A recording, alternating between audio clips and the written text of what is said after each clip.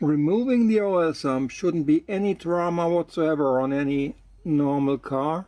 X-Type is not normal and it's an absolute drama. So here is the hole which I drilled to the transfer box to get to that elusive bolt which you can't get to otherwise. So I thought that would be the end of my troubles, but it's not. Even with the oil sump totally loose, it just doesn't fall out because it just stuck between the subframe and whatever that is, probably the transmission. And I think the main problem is here. It's a totally nonsense extension to the bottom. It's no purpose, it's in the way. I think if that is gone, I can push it back and I would be able to get it out of the jammed situation. So let's see how to remove that stupid thingy. Magic, magic, the sump is gone. And notice Anteater's nose here coming down. Out of desperation, when I had the complete sump loose, it was shaking and rattling, but I just couldn't let it down. I thought maybe as last resort option, I could swap that seal just by sliding it out and sliding the new one in. But because of this thingy here, the Anteater's attachment, that was not an option. I actually got the seal out, turned it around, but it got stuck, obviously. So what I did, that used the extension, that cylinder which goes down to the bottom. Oh, here, that cylinder which went down to the bottom here on the sump, that had to go. It was never meant to be there. And after that, I tilted the sump towards the front of the engine, past the catalyst. Then I was able to push it back a little bit over the subframe, and then it came down. Oh, what a happy day. So with the sump already totally loose, shaking and rattling, it was still stuck between the transmission and the subframe. So I briefly pushed it up again and just pushed the two rods back in, and that held the part sufficiently in the upper position, which allowed me to use my angle grinder as a 1mm cutting disc to cut that useless part here off. Plus I used the sanding disc as an angle grinder to make it a bit more round. And after doing that, I was able to push it over the subframe and dislodge the whole thing. Finally, after applying a little bit of magic, it's all shiny again.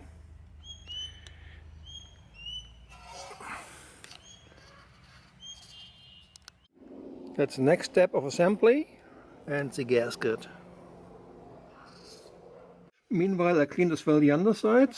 Nicely clean here all along with a new gasket is going to attach. I used very fine sandpaper 1200 and as a final go wax and grease remover. And those are the 2 points where you have to add additional room temperature vulcanization, RTV silicon. It's a red one for high temperature, because those are the points where the oil tends to leak out, and this is what you really don't want. That again is a hole that needs to be drilled from underneath to avoid that you have to remove half the engine from underneath the car. Really stupid design. And most of all, don't forget now to use a vacuum cleaner, really strong pointed vacuum cleaner, to remove all the bits and pieces of aluminium flying around there.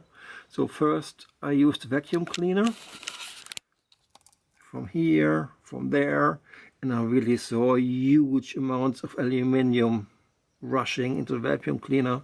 After you've done the vacuum cleaner bit, use compressed air to get the rest out. Those two long bolts, if you don't want to remove them, it's fine, it's good enough. It's actually handy that you don't have to remove them.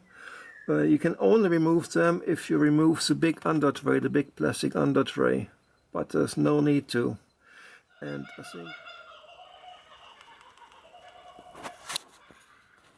I think the noise in the background proves that I'm in Australia. Those are not monkeys, they are kookaburras, birds. Since I haven't taken a video when I took the sump out, I'll do a test run now, getting the sump in and out again, hopefully. It's probably not going to be easy.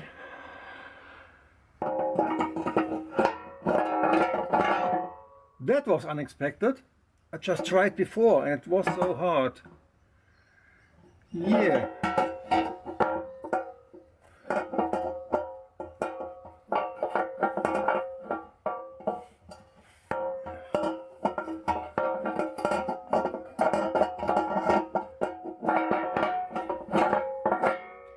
There's some trick and I haven't figured it out yet.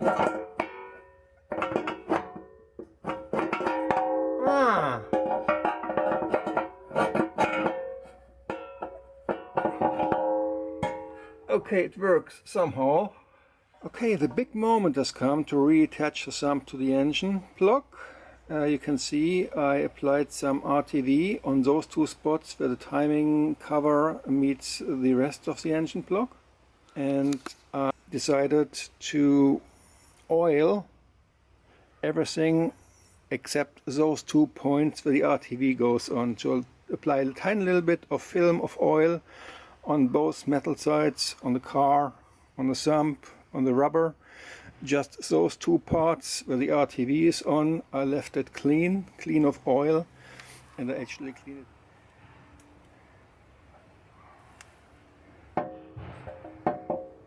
I did a test run before.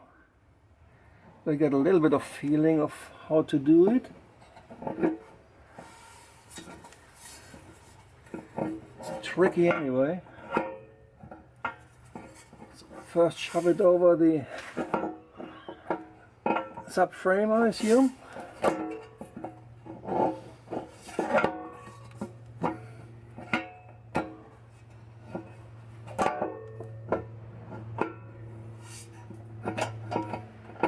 And the point where it's stuck is the point where I had to drill that hole. And now it's over that point. Done. It's just a matter of positioning the gasket. So I'm just pushing in those very long studs coming from the compressor.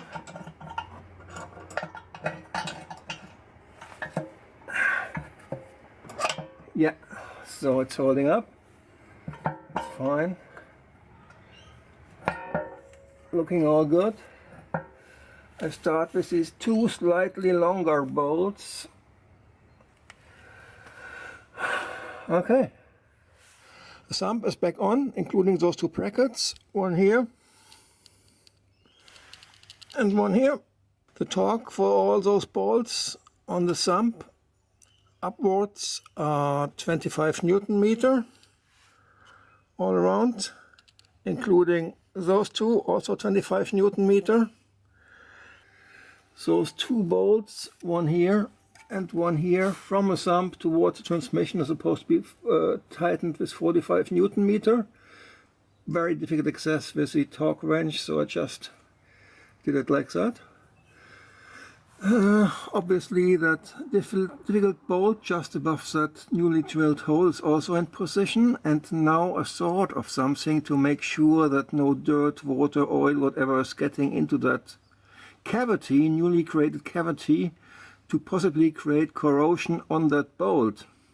So here I cut a little bit of rubber and I will squash some black silicone up there and press that rubber underneath, put that bolt in and think of something for underneath as well to make sure it's sealed again to the outside world. This worked out alright. I squashed in that black silicone, pushed that around little bit of 1 millimeter rubber which I cut out underneath, and you can see the big bolt will fit underneath. I'll push it through and the upper hole is sealed already. That's the upper hole stuffed and the bolt in position. Removing the front bit of the exhaust was actually fairly easy. It's just a matter of loosening the bolts. Both on that clamp on the catalyst. The clamp, by the way, is firmly attached to the exhaust, so don't try to detach the clamp from the exhaust. and those two bolts here. Then once those bolts are undone, you can just simply move it up and down and remove it. I completed the project oil sump gasket change successfully. I made this part here really shiny again. And look at this, isn't that a beauty? That's a hole. It's not a hole anymore.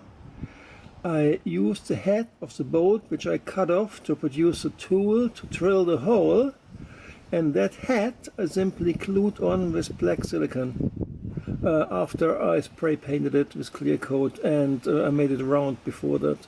So making it round obviously means the metal is exposed, it would rust, but with a clear coat on, it shouldn't really rust. And yeah, everything is fine. The engine had been running already, no oils coming out. That was the whole reason why I started the whole project. Oil coming out, which failed me at the rego, it's the MOT or TÜV.